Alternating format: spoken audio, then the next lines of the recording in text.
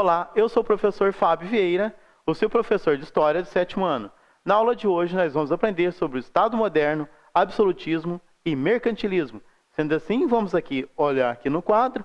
Então nós temos aqui, Estado moderno, como que ele surgiu? Antes todos esses feudos, eles eram separados e administrados pelo senhor feudal.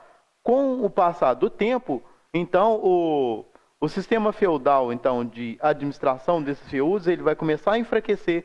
Então, é instalada, então, a ideia de que é preciso de um poder único para administrar esses feudos, esses campos agrários. Então, é dado ao rei todo o poder. Então, a gente chama esse poder de poder absoluto, que vai culminar no absolutismo. Então, continuando aqui no nosso slide, Estado moderno, nós vamos ter aqui, ó, o Estado moderno surgiu a partir da união dos diversos feudos existentes no continente europeu, tendo as seguintes características: um só poder, um só exército, autoridade soberana do rei para todo o território, administração e justiça unificada, criação do sistema burocrático, e o primeiro Estado moderno foi o do Reino de Portugal. Quando a gente fala aqui, quando nós falamos aqui, sistema burocrático, então, significa que o rei ele não precisa ir até tal lugar para dar suas ordens. Ele começa a administrar por meio de papel, por meio de atos burocráticos. Então, ele determina tal lei e ela passa a ser válida em todo o território antes de onde antes eram os feudos. Então, assim vamos ter como ideia principal Maquiavel. O que Maquiavel falava? Maquiavel defende a ideia de que um Estado forte depende de um governo eficaz. E para que ele seja bom, ele deve ter boas habilidades políticas. Para ele, são características relevantes de um bom príncipe ser bondoso, caridoso, religioso e ter moral. Então, nesse contexto, nessa época, Maquiavel então escreve um livro chamado O Príncipe. E nesse livro, O Príncipe, ele dá como se fosse dicas ali para um bom governante. O que um bom governante deveria fazer para manter o seu poder, mesmo que, para tanto, seria necessário a força e as guerras, e outras atrocidades. Assim vamos ter, os fins justificam os meios. Essa frase é atribuída a Maquiavel, mas vamos ver então como se deu a criação dessa frase. No caso, Maquiavel foi importante por separar o domínio religioso do domínio político. Os fins justificam os meios. Maquiavel não disse essa frase, mas ela foi atribuída à sua obra por estar alinhada com seu pensamento. Um bom governante, para manter o governo e a ordem social, precisa tomar medidas impopulares e até cruéis às vezes, em nome da ordem. Essas medidas são justificáveis. Então, essa é a máxima da ideia então de Maquiavel, que foi usada ali nesse contexto ali do Estado moderno. O rei, então, ele valia-se de todo o seu poder para manter a administração. Vamos ter aqui, então, o absolutismo. Aí, quando a gente fala absolutismo, queremos dizer que o rei tem o poder total em suas mãos.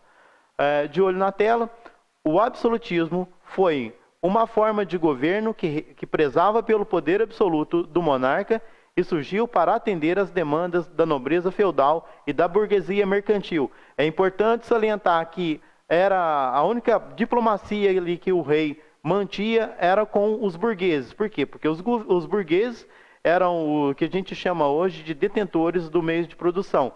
Eles arregavam dinheiro ou metais preciosos e outras riquezas para a coroa. Então vamos ter aqui, observem então na sua tela, o absolutismo monárquico. Aí na seta amarela, nós temos a seta amarela e a seta vermelha. No caso aí vocês podem observar uma relação direta entre o rei e o burguês, e uma relação indireta entre os meios de produção do burguês com o rei. A relação direta aí com os meios de produção dos burgueses com o rei é uma relação de impostos. E o que sustenta isso sem relação nenhuma de volta, ou seja, o rei não corresponde tal como, são os camponeses que vai sustentar a nobreza e a igreja. A nobreza, por sua vez, ela tem ligações diretas com a igreja e tanto nobreza quanto igreja têm relação direta com o rei.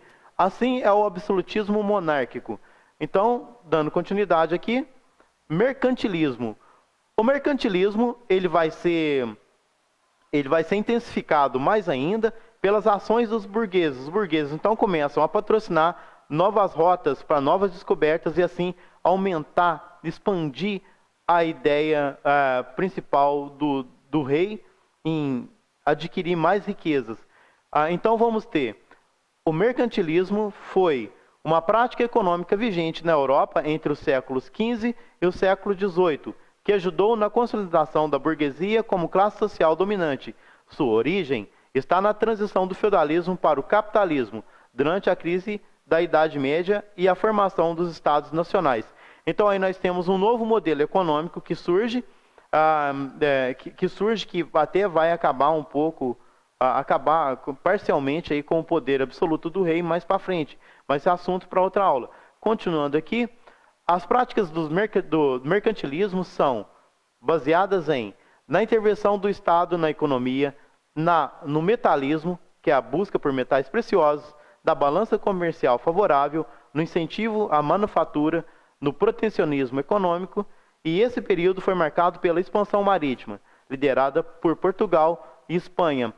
Quando a gente fala ali balança comercial favorável, significa que esses governos, então, eles procuram vender mais do que comprar. Porque, naturalmente, quando você vende mais, você tem mais lucro do que quando você compra o produto de outro país. De olho na tela, então, o mercantilismo e absolutismo ele vai ser da seguinte forma. O Estado absolutista, então, ele apoia os negócios burgueses, sustenta a nobreza e tem como objetivo o metalismo, ou o entesouramento, ou o enriquecimento desse Estado por meio de metais preciosos. Depois vamos ter o fortalecimento do poder real e os meios são o protecionismo, o colonialismo, a pirataria, a balança comercial favorável.